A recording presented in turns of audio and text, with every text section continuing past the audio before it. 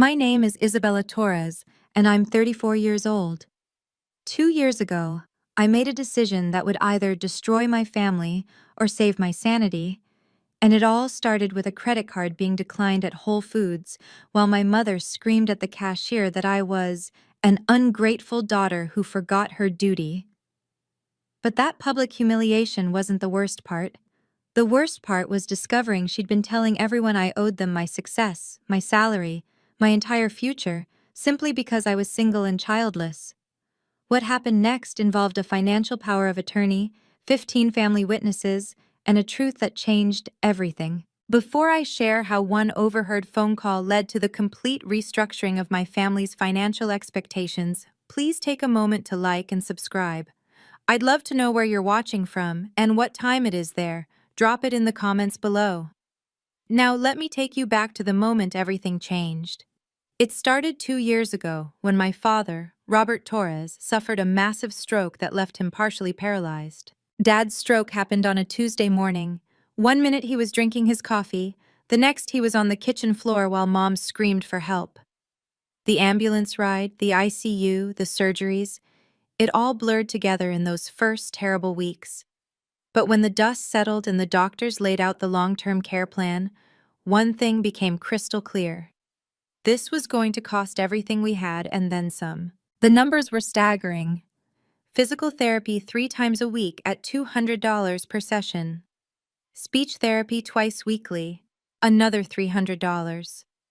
Medications that insurance barely touched, $1,800 monthly. Home modifications for wheelchair access, a hospital bed, a special bathroom, $35,000 up front. And that was before the home health aide Mom insisted Dad needed, despite being perfectly capable of helping him herself. I'll never forget that family meeting at the hospital. Mom sat there crying while my younger brother Marcus checked his phone every 30 seconds.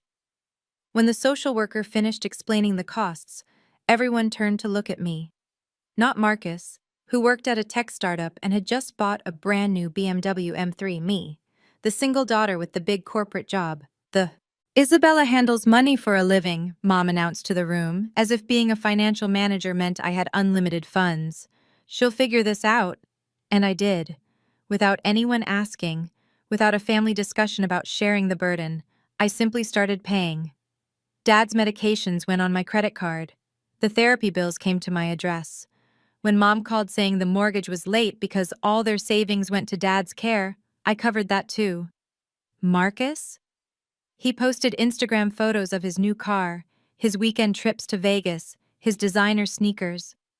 When I mentioned maybe he could help with Dad's prescriptions just once, he laughed. Come on, Bella. You make 3 times what I do. Besides, you don't have kids to support. The truth I didn't tell him? After 2 years of this, I'd drained $240,000 from my savings, my 401k, and a personal loan I'd taken out. The promotion I'd worked toward for 5 years, the one that came with that bigger salary? Every penny went to my family, but they didn't see sacrifice. They saw duty. The signs were everywhere, but I was too deep in the fog of caregiving to see them clearly at first. It started small. Mom would introduce me at family gatherings with a specific script. This is Isabella, our blessing. She takes care of everything so naturally, being single and all. No husband or babies to worry about, so we're her priority. I remember Thanksgiving dinner 6 months after Dad's stroke.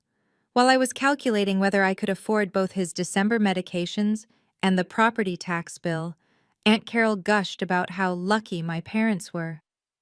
Isabella is so devoted, she said, carving the turkey I'd paid for. It must be such a relief that she doesn't have her own family obligations. Mom nodded enthusiastically. Exactly. That's what I tell everyone. She's free to help us. It's really the natural order of things. The unmarried daughter takes care of the parents. Marcus sat there feeding his girlfriend bites of stuffing, contributing nothing to the conversation except, yeah, Bella's got it covered. She's like, super rich anyway. This from the man who'd just posted about his $400 dinner at Nobu the night before. The extended family ate this narrative up. Cousin Maria pulled me aside later, patting my hand sympathetically. It's so good you're accepting your role. Some daughters fight it, can you imagine? But you understand, this is what single women do for their families. My role? As if being unmarried at 34 automatically assigned me the position of family ATM and caregiver while everyone else lived their lives. The worst part was how public Mom made it. Her Facebook posts praised my dedication, while subtly implying I had nothing better to do with my money or time. Blessed that Isabella can focus entirely on us, she'd write, alongside photos of Dad's medical equipment that I'd purchased. The tipping point came when I overheard Mom on the phone with her sister. "Oh, Patricia," Aunt Linda was saying on speaker, "you're so fortunate Isabella hasn't gotten married. Who would take care of you and Robert?" Mom's response hit like ice water. "I know. I thank God every day she's still single. It's really her purpose, you know. What else would she do with all that money anyway?"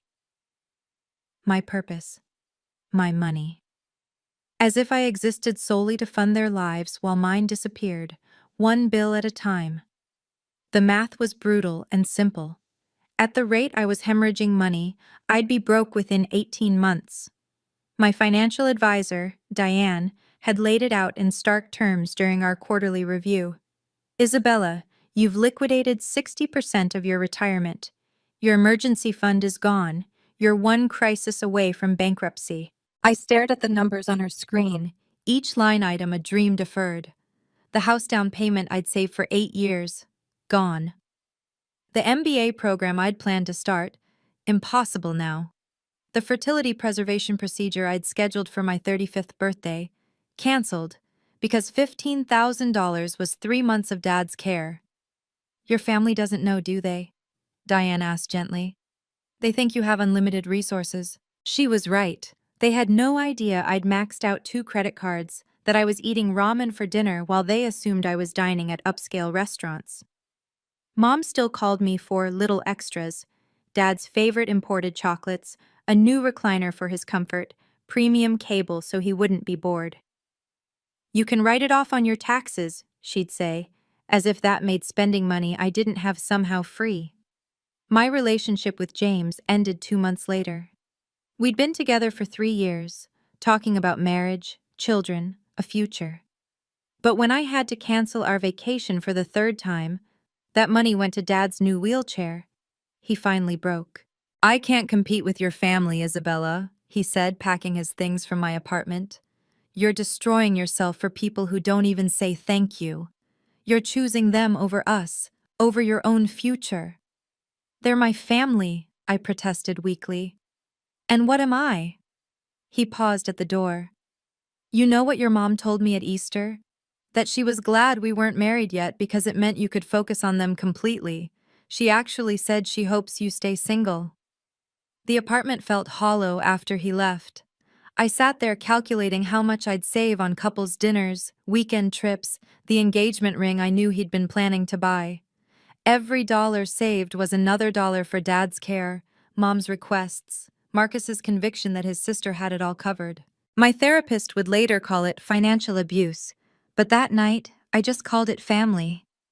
If you've ever felt trapped between loving your family and protecting your financial future, drop a comment below. I read every single one, and your stories help others realize they're not alone. Also, what would you do if you overheard your own mother saying you owe her your success? Let me know before I reveal the conversation that changed everything. And if this story resonates with you, please hit that subscribe button. It really helps me reach more people who need to hear that setting boundaries isn't selfish. Now let me tell you about the phone call that started the avalanche. The call came while I was reviewing my credit card statement, trying to figure out how Mom had spent $3,000 at Nordstrom on my supplementary card. Her name lit up my phone screen. "Isabella, I need you to increase my credit limit." "Mom, we talked about this. The card is for Dad's medical expenses and groceries." "Don't be ridiculous. I needed some things." $3,000 of things? Her voice sharpened. "Why are you questioning me? You're single. What else do you need money for?" "Mom, I have bills. I have a life." "What life? You work and come home to an empty apartment? I gripped the phone tighter. That's not the point. Marcus needs help with his wedding fund. Marcus isn't even engaged. He will be soon, unlike you. The cruelty of it stung, but I pushed forward. Mom, I can't increase the limit. I'm already stretched thin. Stretched thin? She laughed. You make 6 figures, which all goes to Dad's care and your expenses. Our expenses? These are family expenses, Isabella. Your duty. My duty? Yes, your duty. What kind of daughter questions taking care of her parents? The kind who's going broke doing it alone while her brother buys luxury cars. Don't bring Marcus into this. He has his own life to build. And I don't? You made your choices. Career over family. Now the least you can do is support us. My hands shook. I need to decrease the limit, not increase it. Don't you dare! I'll call your boss if I have to. My boss? What does she have to do with this? I'll explain how you're neglecting your sick father, how you have all this money but won't help your family. Let's see how that looks for a financial manager. Mom, that's Christina at church. Her daughter gives her full access to everything. No questions asked. I'm not Christina's daughter. No, you're worse. You're selfish. I've given you everything. Not everything. You still have that apartment, your car, your fancy job clothes. You want me to be homeless? I want you to remember who raised you, who sacrificed for you. And I'm grateful, but no buts. Increase the limit, or I'm driving to your office tomorrow. She hung up. I sat there staring at my phone, then at the credit card statement. Between the Nordstrom charges were others. Restaurant bills, spa treatments, charges from Marcus's favorite electronics store. All while I'd eaten peanut butter sandwiches for lunch that entire month. That night, I did something I'd never done before. I called Elena Vasquez, my old college friend who'd become a family financial attorney. I need help, I said when she answered. I think I need legal protection from my own family. Her response was immediate. Come to my office tomorrow.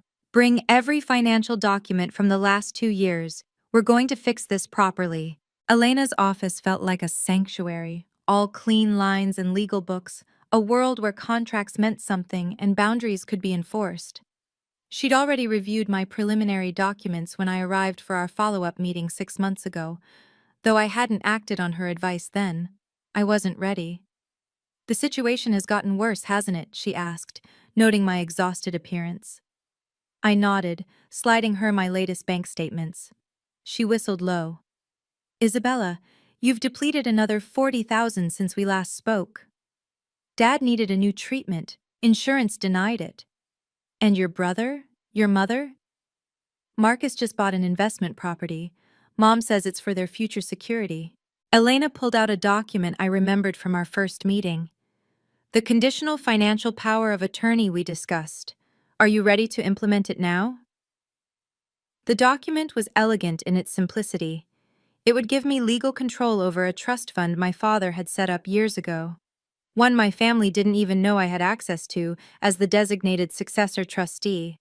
But more importantly, it included specific provisions about financial support with clear limits and conditions. Your father signed this when he was still competent, Elena explained. He wanted to protect you from exactly this situation. He knew your mother's spending habits. He knew Marcus's tendencies. Dad knew? He called me himself before the stroke, said he was worried about what would happen to you if something happened to him.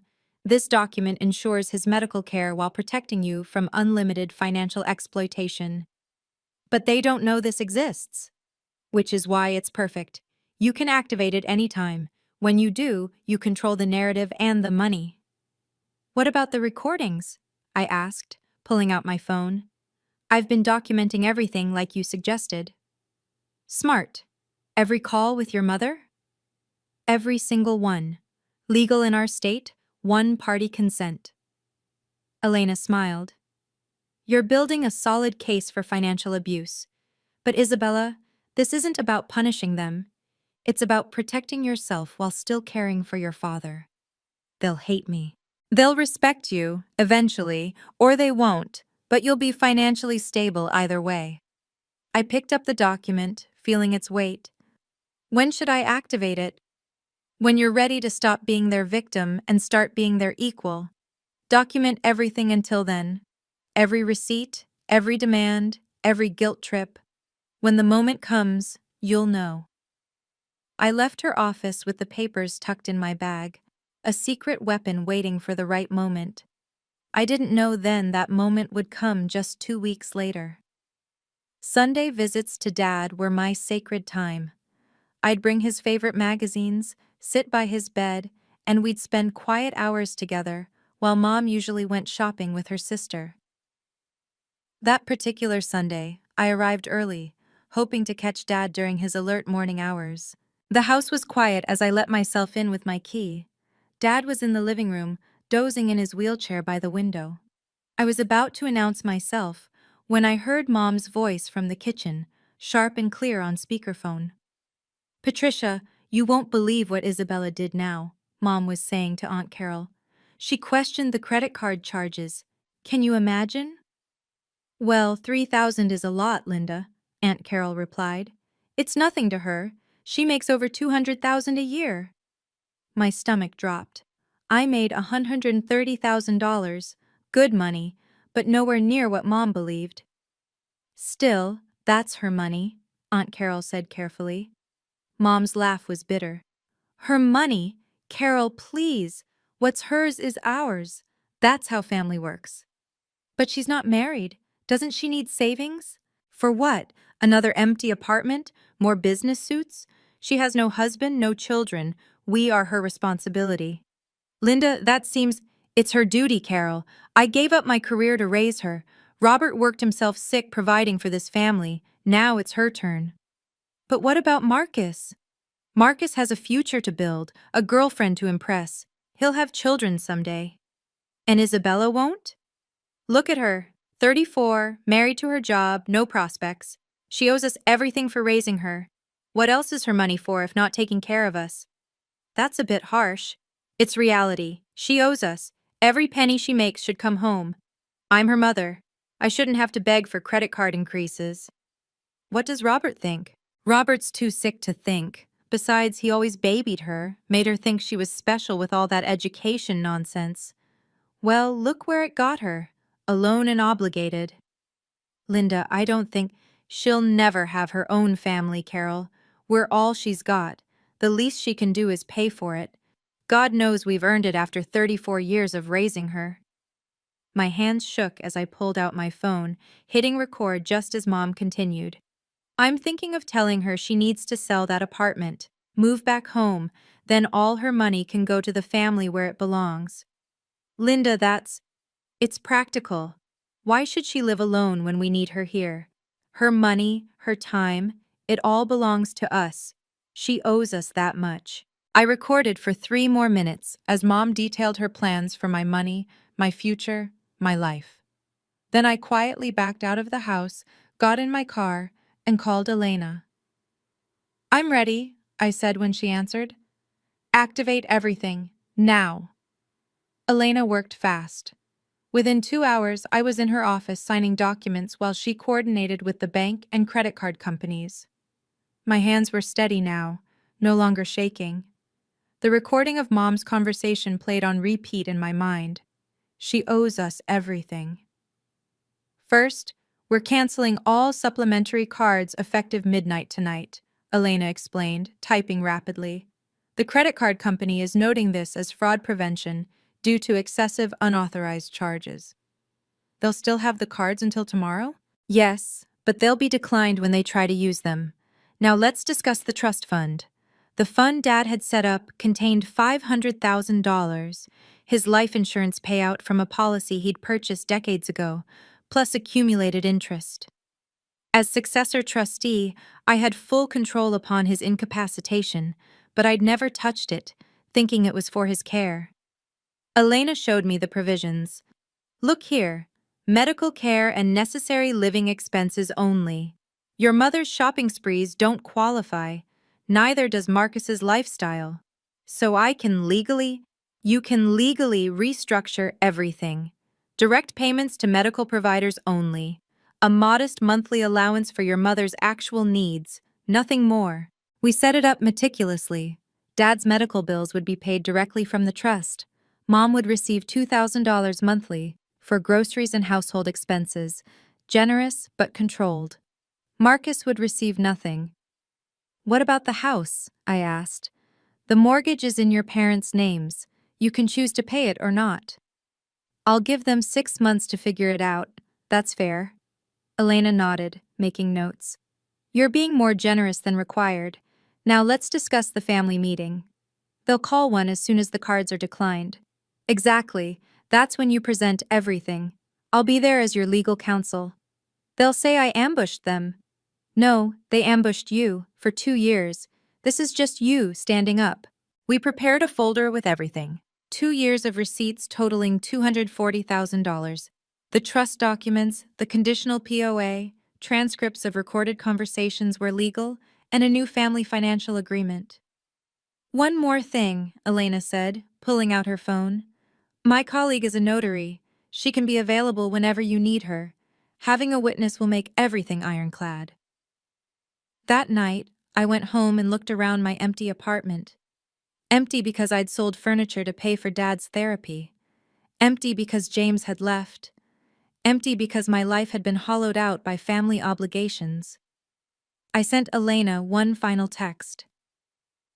Thank you for helping me reclaim my life. Her response was immediate. You're reclaiming it yourself. I'm just providing the legal framework. Tomorrow, Mom's card would be declined, and everything would change. The call came at 10:47 a.m. Monday morning. I was in a meeting with my team when my phone lit up, Mom calling repeatedly. I let it go to voicemail 5 times before excusing myself. Her 6th call, I answered. Isabella Torres speaking. What did you do? Mom's shriek was so loud I had to hold the phone away from my ear. Can you be more specific? My card was declined at Whole Foods in front of everyone. I see. Was it for groceries? Don't play games with me. The manager had to void the entire transaction. Mrs. Patterson from church was right behind me. The humiliation. What were you buying, Mom? That's not the point. Fix this immediately. I've restructured our financial arrangement. You'll receive a monthly allowance for household necessities. Allowance? Allowance? I'm your mother.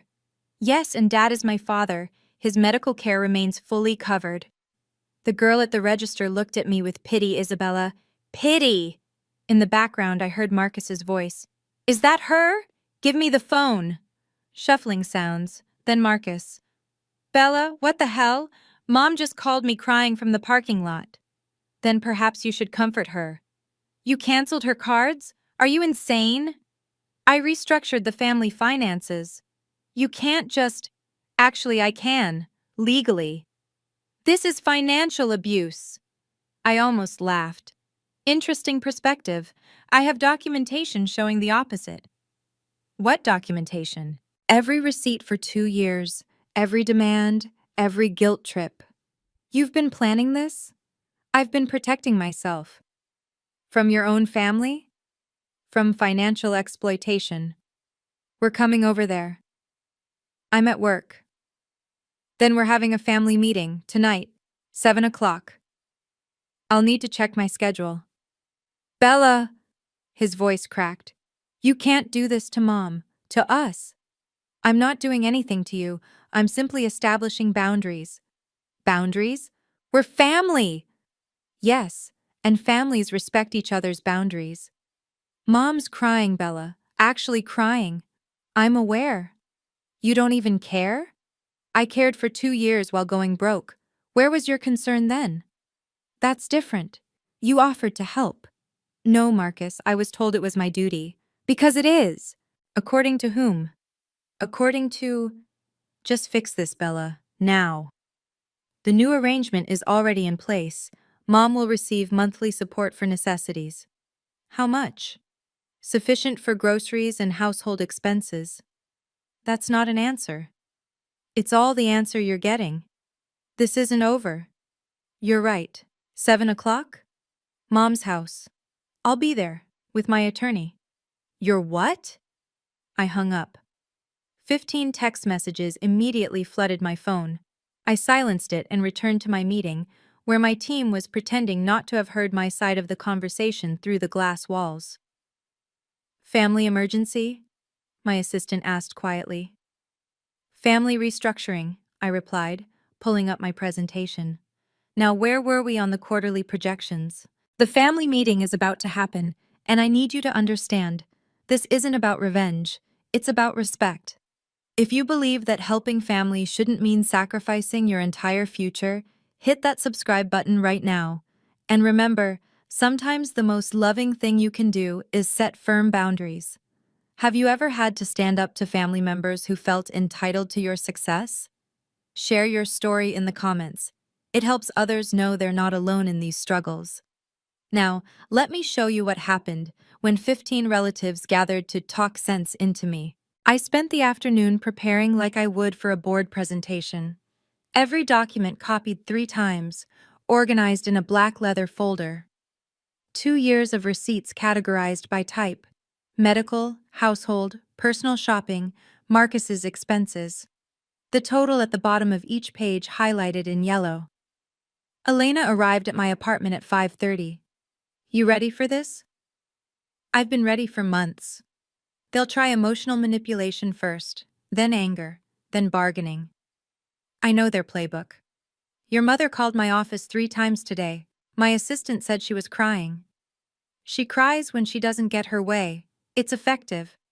Elena pulled out a tablet. I've prepared a presentation. Visual aids help when emotions run high. The slides were damning. Pie charts showing where my money went: 30% to unnecessary shopping, 40% to medical care, 20% to Marcus's expenses, 10% to household bills. Line graphs showing my depleted savings against mom's increased spending. This might be too much, I said. Facts aren't a tax, Isabella. They're just facts. I chose my outfit carefully. My best navy suit, the one I wore for major negotiations. Professional, serious, expensive enough to remind them I'd earned my position. Elena had suggested it. Dress like the CFO you are, not the daughter they expect. We drove separately to Mom's house. I wanted my own exit strategy. As we pulled up, I counted cars. Aunt Carol's sedan, Uncle David's truck, 3 cousins' vehicles. Mom had called in reinforcements. More witnesses for us, Elena said, meeting me at the sidewalk. The more people who hear this, the harder it is for them to revise history later. Through the window, I could see them gathered in the living room. Mom in her favorite chair like a queen holding court, Marcus pacing, relatives perched on various furniture. Dad was there too, in his wheelchair by the fireplace, more alert than usual. One thing, Elena said, hand on my arm. Your father. He might support you. Dad can barely speak since the stroke. But he can nod. He can make his position known. Don't forget, he set up that trust for a reason. I took a breath, straightened my shoulders, and knocked on my childhood home's door. The talking inside stopped immediately. Marcus yanked it open. You brought a lawyer? Really? Hello, Marcus. May we come in? He stepped aside, his face flushed. This is so unnecessary. That's exactly what I've been thinking, I replied, walking past him. For 2 years. The living room fell silent as Elena and I entered. 15 pairs of eyes tracked our movement as we took the 2 empty chairs clearly meant to isolate us, in the center facing everyone like defendants at trial. Mom spoke first, her voice trembling with practiced hurt. Isabella, how could you humiliate me like that, in public? Hello, Mom. Hello, everyone. I nodded to each relative. Thank you for coming. Don't act like this is a business meeting, Marcus snapped. You ambushed our mother. Let's start with facts, I said, opening my folder. Dad got sick 2 years ago. Since then, I've paid. We don't need your receipts, Mom interrupted. We need an explanation for your cruelty. Aunt Carol leaned forward. Linda called me crying, Isabella. The card was declined for groceries, basic groceries. Was the champagne basic? I asked calmly. The imported cheese? The $300 worth of items? How do you know what she was buying? Uncle David asked. Because I receive itemized statements for every purchase. You've been spying on her? Marcus's girlfriend Jennifer gasped. I've been monitoring my own credit card. That you gave to Mom, Marcus shouted, for Dad's medical expenses and household necessities. She needed things, Cousin Maria chimed in. You have so much money, Isabella. Why are you being stingy? I pulled out a paper. Let me share some numbers. In 2 years, I've spent $240,000 on family expenses. Nobody asked you to keep track, Mom said. The IRS requires it. Now, of that amount, $96,000 went to Dad's medical care. The remaining $144,000. This is so petty, Marcus interrupted, counting every penny. The remaining $144,000 went to non-medical expenses, including $31,000 in charges from Marcus's credit card linked to my account. Jennifer turned to Marcus. You said you were paying for everything yourself. Let's not get distracted, Mom said quickly. Isabella, you're the successful one. It's your duty. My duty? I pulled out my phone. Let me share something about duty. Elena touched my arm, a warning, but I was past warnings. 2 weeks ago, I overheard Mom on a call with Aunt Carol. I looked directly at my aunt. Mom said, and I quote, "She owes us everything. What else is her money for if not taking care of us? She'll never have her own family. We're all she's got." Aunt Carol's face went pale. Linda, you didn't... I was upset, Mom protested. You're twisting my words. I have the recording. The room exploded. Marcus jumped up. You recorded our mother? Legal in this state, Elena said calmly. Uncle David raised his hand for quiet. Isabella, what exactly are you trying to accomplish here? Dad made a sound from his wheelchair, the first noise he'd made. Everyone turned to look at him. His eyes were locked on mine, and slowly, deliberately, he nodded. I'm establishing boundaries, I said. Dad's medical care continues, fully funded. Mom receives $2,000 monthly for household expenses. The house payment, you have 6 months to figure that out. 6 months? Mom shrieked. You're making us homeless? You have options. Marcus could contribute. You could get a job. You could downsize. This is insane, Cousin Tommy said. Family doesn't do this to family. Family doesn't drain family dry either, I responded. Yet here we are. Elena stood up, commanding the room's attention with her presence. Before this continues, there are some legal matters everyone needs to understand. Who are you to come into our family home? Mom started. I'm Ms. Torres's attorney, and I'm here to present documentation that will clarify the situation. She pulled out a document, holding it up. This is a conditional financial power of attorney executed by Robert Torres 3 years ago, before his stroke. Mom's face went white. That's impossible. Robert would never... Mrs. Torres, your husband specifically appointed Isabella as successor trustee of his personal trust, with full control upon his incapacitation. What trust? Marcus demanded. Elena opened her tablet, projecting onto the TV screen I hadn't noticed she'd connected to. The Robert Torres Revocable Trust, containing approximately $500,000 in assets. Gasps rippled through the room. Mom stood up, shaking. That's our money!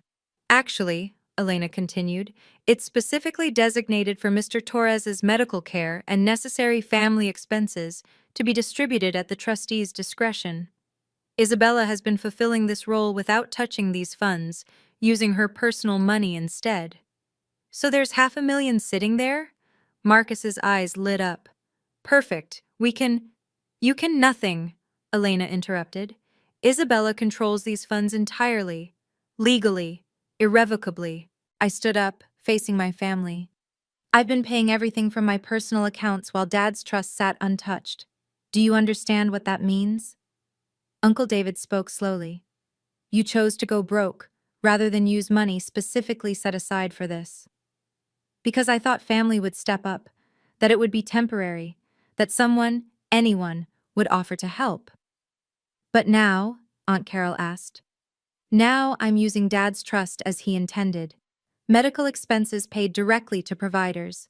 Basic living expenses covered modestly. Nothing more. Elena clicked to the next slide. Furthermore, Ms. Torres has documented every expense over 2 years. If anyone wishes to challenge this arrangement, we have extensive evidence of financial exploitation. Exploitation? Mom shrieked. Of my own daughter? $31,000 in unauthorized charges from Marcus. $47,000 in luxury purchases by you, Mrs. Torres, while Isabella ate ramen and lost her relationship due to financial stress. Jennifer stood up. Marcus, you told me Isabella was wealthy and happy to help. She is wealthy, Marcus protested. Was, I corrected. Until I spent everything supporting a family that told everyone I owed them my success. Dad made another sound, stronger this time. His hand moved slightly, pointing at Elena. Elena understood. Mr. Torres, would you like me to read your letter? Everyone froze. Dad nodded firmly. Elena pulled out another document. Robert Torres wrote this when he established the trust. Quote, I fear my family will take advantage of Isabella's generous nature and success. She has always been the responsible one, the one who sacrifices. This trust exists to protect her from unlimited financial obligation while ensuring my medical care. My wife Linda and son Marcus must learn to be self-sufficient. Isabella is not their bank account. She is my daughter, and she deserves her own life. Mom collapsed back into her chair. Robert, how could you? Dad's eyes were clear, focused on Mom. His mouth worked hard to form words. Tech, Bella. The room was stunned silent. Dad hadn't spoken that clearly in months. Elena clicked to a final slide. Going forward, this is the financial structure, non-negotiable, legal, binding. The slide showed everything clearly. Medical care, fully covered from trust, Mom's allowance, $2,000 month, house payment, 6 months transition period. Marcus, 0. All other expenses, not covered. This is effective immediately, I said. The credit cards are canceled, the bank accounts are separated, the trust is under my sole control. You can't, Mom started. It's already done, Elena said. Completed this morning, all perfectly legal. The eruption was immediate and violent. You planned this, Mom screamed, standing up so fast her chair tipped. You've been plotting against your own family.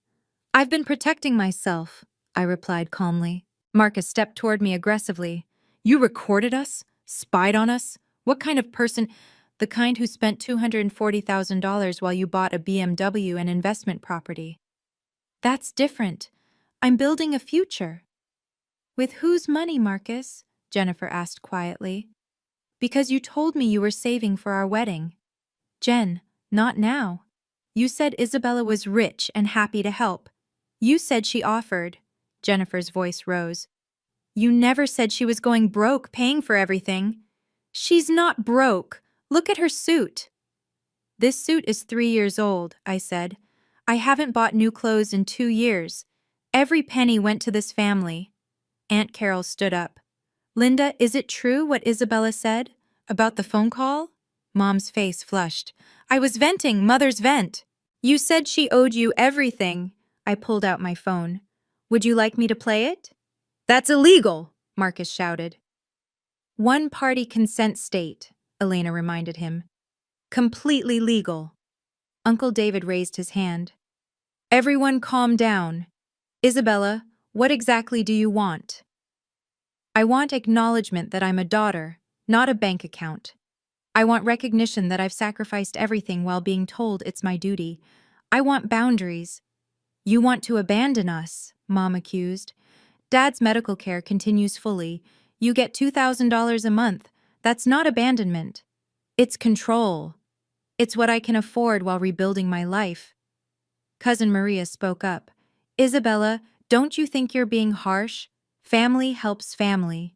Where was that philosophy when I was drowning? When did any of you offer to help? Silence. That's what I thought. Tommy shifted uncomfortably. We assumed you had it handled. You never asked.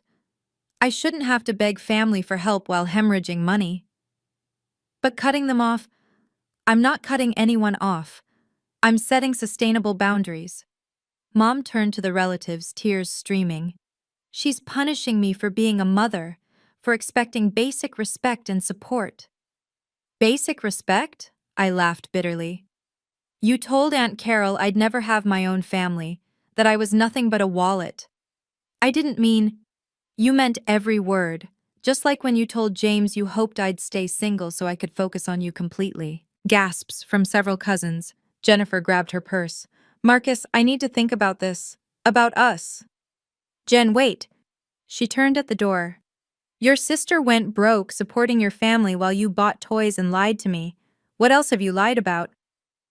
She left. Marcus rounded on me. You're destroying everything. No, Marcus. I'm revealing everything. There's a difference. Dad made another sound. Everyone turned. With enormous effort, he spoke. Bella, right. Sorry. Dad, no. I went to him, kneeling by his wheelchair. You have nothing to apologize for. His eyes were wet. Should have protected you sooner. Mom stood frozen.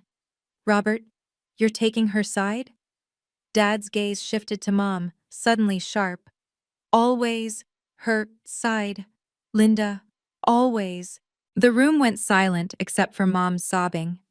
But for the first time in 2 years, they weren't tears of manipulation. They were tears of realization. Elena stepped forward with a final document. This is the new family financial agreement. It's not negotiable, but it is generous given the circumstances. She read aloud. Medical expenses for Robert Torres. Fully covered from trust funds, paid directly to providers. Monthly household allowance for Linda Torres, $2,000, deposited on the first of each month. Mortgage assistance, 6 months at current payment rate. Then Mrs. Torres must refinance, sell, or find alternative funding. Marcus Torres, no financial support. Additional family members, no financial obligations. This is abandonment, Mom whispered. This is boundaries, I corrected, and it's more than legally required. Uncle David studied the document. Linda, this is actually quite generous. Isabella could walk away entirely. She's my daughter. And she's been bankrolling your life for 2 years, he replied, while you told everyone she owed it to you. Cousin Linda spoke up. Patricia, Marcus works in tech. He makes good money. Why hasn't he been helping? All eyes turned to Marcus, who shifted uncomfortably. I have student loans. You paid those off 3 years ago, I said quietly. You told me at Dad's birthday party. I have other expenses, like the Vegas trips, the BMW, the investment property you bought last month. That's for my future. And Isabella's future doesn't matter? Aunt Carol asked. Marcus had no answer. Elena pulled out one more document. There's also this, a fund specifically for Mr. Torres's care, separate from the trust. Anyone who wishes to contribute is welcome. Isabella will match contributions up to $1,000 per month. Match contributions? Uncle David asked. If family members contribute to Dad's care, I'll match it from my personal funds, but only for Dad's medical expenses. That's fair, Cousin Linda said. More than fair. I'll contribute, Uncle David announced. $500 a month. David, Mom gasped. What? Robert's my brother. If Isabella can sacrifice, so can we. I'll do $200, Cousin Linda added. One by one, 3 relatives pledged contributions. Marcus stood silent. Marcus? Jennifer had returned, standing in the doorway. What about you? I need to think about it. You need to think about helping your sick father? She shook her head. I've thought enough. We're done, Marcus. She left again, this time for good. Mom looked around the room, seeing the shifting dynamics. You're all abandoning me for her? No, Linda, Aunt Carol said gently. We're acknowledging that Isabella has been carrying an unfair burden. It's time for that to change. I stood up, gathering my documents. The new arrangement starts immediately. Mom, your first allowance will be deposited Thursday. The mortgage will be paid for 6 more months. Dad's care continues uninterrupted. And if I refuse? Then you refuse. But the old arrangement is over either way. Elena packed up her tablet. My office has copies of everything. If anyone has questions, they can contact me. We walked to the door. Behind us, the room erupted in discussion, but I didn't look back. Dad's voice, stronger than it had been in months, cut through the noise.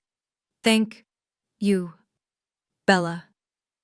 That was all I needed to hear. The first 3 days were silent. Mom didn't call, didn't text, didn't post on Facebook. Marcus blocked me on everything. The family WhatsApp group exploded with messages I didn't read before muting it. Then Thursday came. I transferred the $2,000 as promised. My phone rang within minutes. Mom. You actually did it, she said, voice flat. I said I would. The mortgage? Paid for this month, 5 more after that. And then? Then you figure it out. Get a roommate. Get a job. Downsize. Ask Marcus to help. Marcus isn't speaking to me. Why? I asked him to help with the mortgage. He said I created this mess by treating you like a bank. I said nothing. Jennifer really left him, she continued. Moved out yesterday. That's unfortunate. He blames you. He can blame whoever he wants. His actions have consequences. You've destroyed this family. No, Mom. I've revealed this family. What you do with that revelation is up to you. She hung up. Uncle David called an hour later. Just wanted you to know I transferred the $500 for Robert's care. Thank you. I've matched it. Linda's not handling this well. She'll adapt. Marcus is worse. He's been calling everyone, trying to borrow money. For what? Jennifer took half their savings, community property apparently. He needs to buy her out of the apartment. Maybe he can sell the BMW. David chuckled. That's what I told him. He didn't appreciate it. That weekend, I visited Dad alone. The house was quiet, Mom nowhere to be seen. The aide I'd hired, paid directly from the trust, said Mom had gone to stay with Aunt Carol. Dad was alert, watching the news. When he saw me, his face lit up. Hi. Sweet. Heart, he managed. Hi, Dad. Proud of you. I should have done it sooner. He shook his head slowly. Right. Time. Your time. We sat together quietly, watching the news. For the first time in 2 years, I wasn't calculating what this visit was costing me. The aide brought Dad lunch. Good food, properly prepared, paid for by his own trust. Mom will come around, Dad said eventually. Maybe. Marcus, too. I'm not holding my breath. You, free, now. Yeah, Dad, I'm free. He squeezed my hand with what strength he had. Good. Live your life. That night, I went home to my empty apartment and ordered Chinese food. Real Chinese food, not instant ramen. I could afford it now. I could afford a lot of things now. My phone buzzed, a text from a number I didn't recognize. Isabella, this is Cousin Linda. Just wanted to say you did the right thing. Stay strong. Maybe I hadn't destroyed the family. Maybe I just revealed who really was family all along. 1 month later, the landscape had completely shifted. I'd saved $8,000 that first month alone. My credit score, which had plummeted from maxed out cards, started climbing. I enrolled in therapy, real therapy, twice a week. Not the 5-minute crying sessions in my car between family crises. How do you feel? Dr. Martinez asked during our fourth session. Guilty, relieved, angry, free, sometimes all at once. That's normal. You're grieving the family you thought you had while celebrating the life you're reclaiming. Mom had found a part-time job at Macy's. Cousin Linda told me she'd seen her there working the cosmetics counter.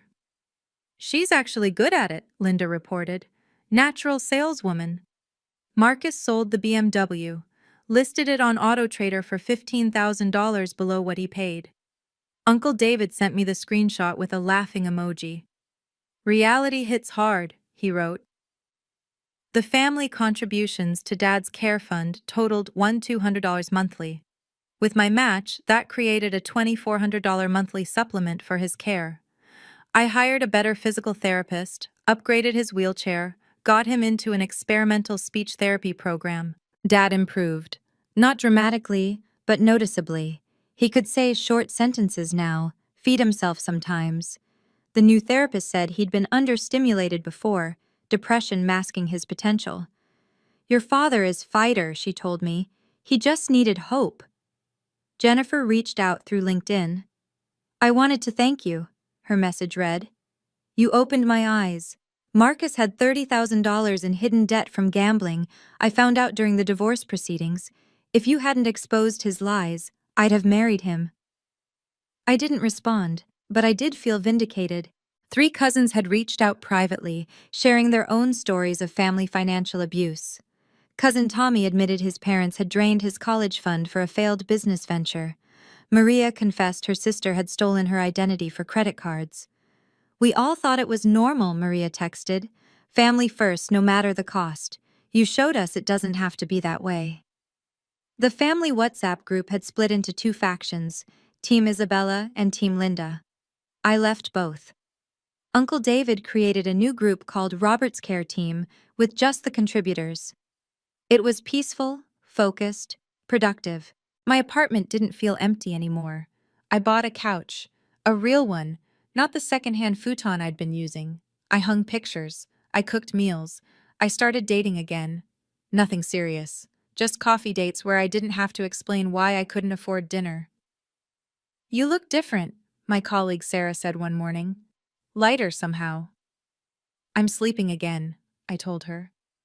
Amazing what 8 hours does for your face. But really, it was more than sleep. It was the absence of dread, the freedom from constant financial panic, the peace of knowing that boundaries, even painful ones, were acts of self-love. 6 months post-confrontation, our family had found its new rhythm. Mom and I met for coffee monthly, neutral territory, 1 hour maximum. She'd adapted to her new reality with surprising resilience. The Macy's job had become full-time with benefits. She'd even earned Employee of the Month in cosmetics. I forgot I was good at things, she admitted during our third coffee. It's been so long since I worked. You were always good at things, Mom. I was so angry at you. I know. I'm still angry sometimes, but also… She paused, choosing words carefully. I'm sleeping better. The constant worry about money. It's less now. Controlled. Marcus hadn't spoken to me directly, but Dad reported he'd started attending Gamblers Anonymous. The investment property he'd bought was in foreclosure. He'd moved back home temporarily, paying Mom $500 monthly in rent. He's learning, Dad said during my Sunday visit, speaking clearer each week. Hard lessons, necessary ones. The trust fund remained stable at $400,000 after a year of medical expenses. Dad's care was excellent, consistent, reliable. No more skipped therapy sessions, no more rationing medications. My own finances had recovered remarkably. The $8,000 monthly savings went straight to rebuilding. Emergency fund first, then retirement accounts. My credit score hit 750. I started looking at condos again, this time with actual down payment money. James reached out once. I heard what happened. I'm proud of you. Thanks. How's Boston? Good, different. I'm engaged. Congratulations. Isabella. I'm sorry I left when things got hard. You were right to protect yourself. I understand that now. You protected yourself too. Finally. Finally. We didn't speak again, but the closure felt clean, complete. The family dynamics had permanently shifted. At Easter dinner, hosted by Uncle David now, the financial boundaries were respected. Everyone contributed to the meal. Mom brought dessert she'd bought with her own money. Marcus brought sodas. I brought the ham, paid for from my entertainment budget, not my survival funds. This is nice, Aunt Carol said, looking around the table. Different, but nice. Honest, Uncle David corrected. It's honest. Dad, from his wheelchair at the head of the table, raised his water glass with a steady hand. 2 boundaries, he said clearly. 2 boundaries, we echoed. Even Mom raised her glass, though her smile was complicated. Later, loading the dishwasher with Cousin Linda, she said quietly, "You saved yourself, but you also saved them. They just don't all know it yet. Maybe they never will. Maybe that's okay. You didn't do it for their gratitude." "No," I agreed, drying a plate. "I did it for my future." "And how's that future looking?" I thought about my growing savings, my therapy progress, the guy from my hiking group who'd asked me to dinner. "Sustainable," I said. "Finally sustainable. Finally." The new family structure had rules now. Clear, written, respected rules. Sunday dinners happened twice monthly at rotating houses. Everyone contributed something specific, assigned in advance, no assumptions. A shared Google Doc tracked who brought what, who hosted when, who cleaned up. Democracy replaced monarchy. Mom had learned to ask, not demand. "Isabella, could you help me understand this insurance form?" Replaced, "handle this for me." The difference mattered. Marcus and I had our first real conversation 8 months after the confrontation. He approached me at Dad's birthday gathering, hands shoved in pockets like a teenager. "I've been seeing someone," he said. "A therapist, I mean." "That's good, Marcus. She says I have entitlement issues, narcissistic tendencies from being the golden child." "What do you think?" "I think she's right. I watched you drowning and bought myself toys." "Yes. I'm sorry." "Okay. That's it? Okay? What do you want me to say? That I forgive you? I'm working on that in my own therapy. That we're good? We're not. But we're family, and I'm willing to see where that goes with boundaries." He nodded. "Fair." The family WhatsApp group I now administered had rules too. No money requests, no guilt trips, no comparisons, just logistics, celebrations, and dad updates. Anyone who violated the rules got a warning. Second violation meant temporary removal. Mom tested it once, posting about needing help with car repairs. I removed the message and called her. "The group isn't for that, Mom. But I need..." "Then ask me directly, or Marcus, or save for it, but not in the group. These rules are exhausting." Chaos was exhausting. Rules are just clear. She adapted. Dad's care team functioned beautifully. Monthly reports showed where every dollar went. Contributors could see their impact: the new wheelchair, the better medications, the innovative therapy sessions. Uncle David increased his contribution to $750. 2 more cousins joined at $100 each. "It feels good," Cousin Tommy said, "knowing exactly where my money goes and that it's actually helping Uncle Robert." My personal boundaries held firm. I dated Ben from hiking group for 3 months before telling him the full story. He listened without judgment, then said, "You chose yourself. That takes courage. Some people call it selfish. Some people are wrong." Mom met him at month 4, a carefully orchestrated coffee shop encounter. She behaved perfectly, asking about his work, his interests, never once mentioning money or my obligations. Later, she texted, "He seems nice. You deserve nice." It was the closest to a blessing I'd get, and it was enough. Looking back now, a year after that credit card was declined at Whole Foods, I can see the lessons clearly. Love isn't measured in dollars sacrificed. It's not proven by destroying yourself for others' comfort. Real love includes respect for boundaries, acknowledgement of sacrifice, and reciprocal care. Documentation saved me. Every receipt, every recording, every bank statement became evidence that I wasn't crazy, wasn't selfish, wasn't imagining the exploitation.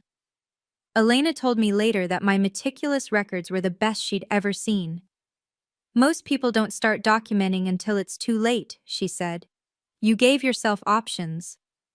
Legal protection isn't betrayal, it's self-care. The conditional POA, the trust structure, the formal agreements, they weren't weapons against my family. They were shields for my future. Family can adapt to boundaries, but only if you hold them firm. Every time I wavered, considered giving in, Dr. Martinez reminded me, consistency is kindness. Clear expectations help everyone. Your money is yours to allocate. Full stop. No one else gets to decide your financial priorities, regardless of their relationship to you. Not parents who raised you, not siblings who share your blood, not extended family who share your history. Guilt fades, but poverty doesn't. The guilt I felt for setting boundaries has mellowed into occasional twinges. But if I'd continued funding everyone's lives, I'd be permanently broke, unable to help anyone, including myself. The biggest lesson: sometimes the most loving thing you can do for your family is show them what healthy boundaries look like. Mom has her own bank account now, her own credit card, her own sense of accomplishment from her job. Marcus is in therapy, addressing issues that money had masked. Dad gets consistent, quality care that doesn't depend on my financial destruction. They might never thank me for it. That's okay. I didn't do it for gratitude, I did it for survival, and in surviving, I taught them all how to survive too. If my story resonated with you, please share it with someone who needs to hear that setting financial boundaries with family isn't selfish, it's necessary. What boundaries do you wish you'd set sooner? Drop a comment below. I read every single one, and your stories help build a community of people choosing financial self-respect. If you want more stories about standing up for yourself with dignity and legal backing, hit subscribe and the notification bell. Remember, helping family is beautiful, but destroying yourself in the process helps no one. Thank you for listening to my story.